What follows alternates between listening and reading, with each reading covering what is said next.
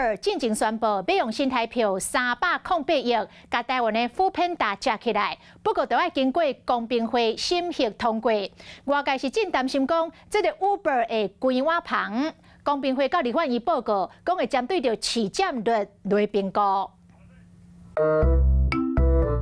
外送人员辛苦上餐点，不过在未来粉红仔色申请可能会消失。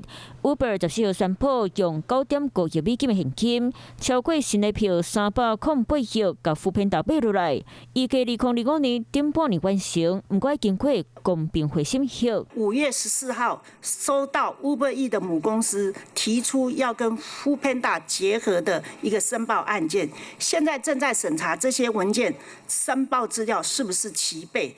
台湾头一例平台合并案引起各界关注。根据今年2月调查显示，112年有71%的网友使用外送平台，其中有73.6%使用Foodpanda，57.6%使用 Uber Eats。14号公平会依照1809年的调查资料，若是合并 Uber 市占率可能超过80%，所以这回审议市占率是讨论重点。选择牺牲原有的客群，然后外送平台，然后解约。然后将成本转嫁给消费者，然后去调涨价格。外送员，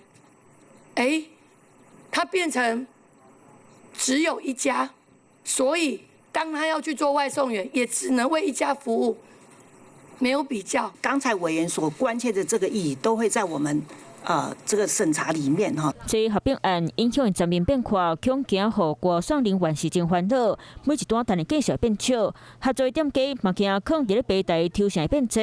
啊，消费者除了关心运费计数，合作店家嘛可能提关商品的计数。市场的集中度，结合后并购的这个定价能力，这点现在看起来都不会够吧？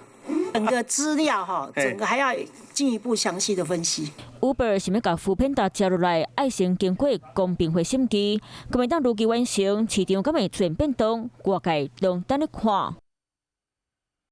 Hello， 我是主播王韵竹，想要抢先掌握最及时的新闻资讯吗？赶快订阅、按赞、开启小铃铛，随时锁定华视新闻 YouTube 频道。